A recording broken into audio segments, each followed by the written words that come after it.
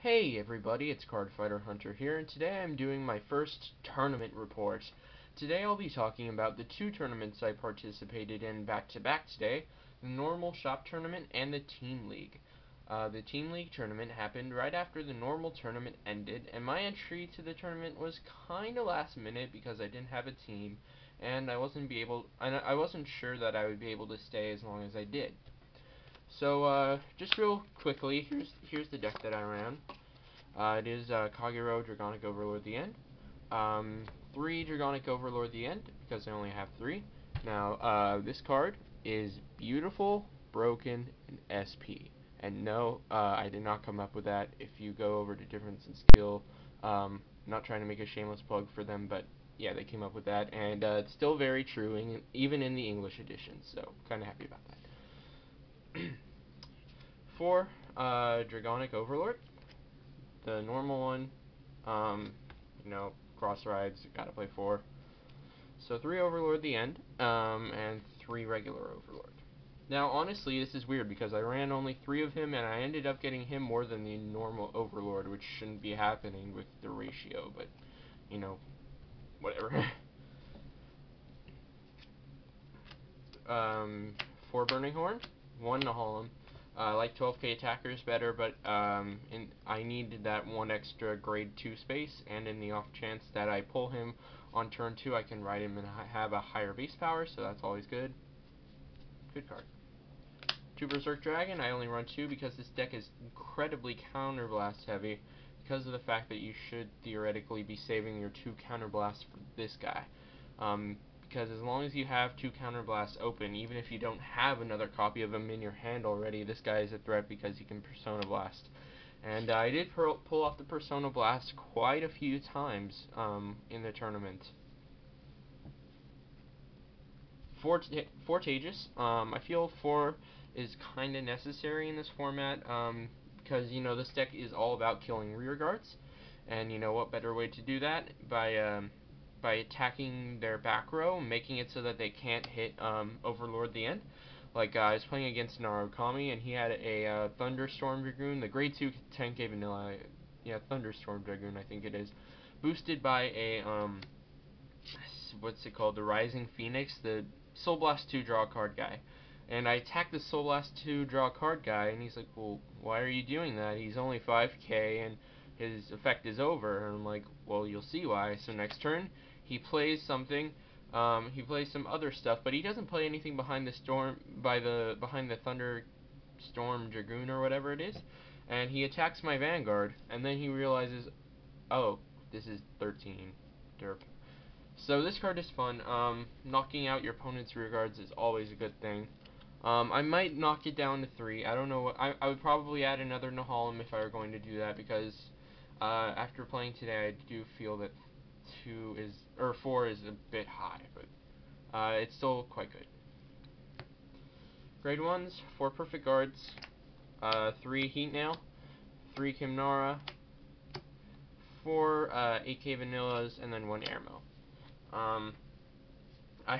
I overheard people talking about, oh hey, my Dragonic Overlord the end deck, I'm going to run 1 Kimnara at most. You only need 1. I'm like, okay, well, I get the fact that you could search it out with Conroe, but honestly, this card is too good to pass up only playing 1. What else would you play? More Airmos? I mean, the whole theme of this deck is retiring rear guards, and I mean, this card is a staple in all Kagero decks, except for maybe like Amber Dragon build where you don't have any space for it. So I mean, you have to run 3 or 4 of these. You have to. I mean, in my opinion, I think that's the best way to go. I run 1 Airmo, which I can search out with Conroe in the case that I get grade stuck, which did happen a bit. I'll get to that later. And then my trigger lineup, I'm not gonna go over it really much, is 5 draw, 7 crit, 4 heal. Starters Conroe, best starter in the game again. So that is the deck that I used. I said briefly, but that wasn't very brief at all. So I'm gonna go over the normal tournament first because that happened chronologically first. First round, Okay, so 29 people actually. 29 people showed up to play, which is more than we have ever seen except maybe once or twice. And this was probably almost certainly happening because of the Team League happening today. In the first round, I went against a Murakumo deck. The player was well aware of the fact that Murakumo is one of the worst decks in the game right now, and he claimed himself to be the laughing stock of the tournament, I guess, so that, you know, the other players wouldn't do it for him. So Kagero being Kagero, and Murakumo being Murakumo, I won the game pretty easily. An interesting point from this game was that I actually double critted him at 3 damage, and he pulled a heal trigger and survived to live another couple of turns. And I have to give him credit for holding out against the end as long as he did and participating in one of the most interesting card fights I've ever had. The second round I took fairly easily as well. He was playing Narukami, and he had some pretty interesting card choices. It was kind of a budget deck. It was budget, but not budget. It's hard to explain. He couldn't hit my Vanguard, like I said, because I killed all his boosters, which is, you know, what Kagero is supposed to do. That's how the deck works. So, you know, oh, Thunderstorm Dragoon, attack your Overlord. Oh, right. Forgot. No one's playing 10k vanillas or 10k Vanguards anymore. I won that game pretty easily. Because of the fact that he couldn't hit my Vanguard except when he Vermilion Thunderbolted, which, you know, Vermilion Thunderbolt's meh. It's good, but not amazing. Third round was kinda odd. I went against a Spectral Duke Gold Paladin player who you could tell was very new. He was still getting used to the game, and honestly, how he made it 2-0 is beyond me, because he did quite a few weird things. Like, he tried to use Spectral Duke's skill after attacking with his other rear guards after he already attacked with his Vanguard, which he didn't know he couldn't do. So I had to explain it to him. He's like, well, I don't see it on the card. I'm like, at the end step of the battle in which this unit attacked a Vanguard, it's right there. So, you know, I get it, you know, new player and all. I'm not, you know, trying to be rude or anything, you know, new player, but, you know, not trying to hate, but how he made it 2-0 in a tournament where almost everyone was running the End or MLB, is far beyond me. So, he also suffered the same fate as the Narukami player. I would often use Tejas to kill his boosters, and then when he would try to go and attack my Vanguard, he would be like, oh, I can't hit that, I'll attack Tejas. I'm like, okay, fine, next turn play Burning Horn, attack for 20. So, and you know, Gold Paladins, except for Spectral Duke, are the only, it's the clan that I would think has the most, I wouldn't say the most, but, is known for their for their 10k grade 3s. That's kind of, you know, the deck relies on them, I guess. Like, all of the cards that their deck relies on, are 10k, which is very abusable now in this format with 12k attackers. And being able to get 8k vanilla so easily because of Conroe. Where did I put him? Conroe. Fourth round. Now I went 3-0, and I went against another Gold Paladin player. This player's starting Vanguard was signed by Roger Rhodes, the English voice actor for Ren, which I thought was pretty cool. Who also played Vegeta in, I believe, the Ocean dub of Dragon Ball GT or something. I guess a lot of Dragon Ball fans don't even consider that canon, but still I think it's pretty cool.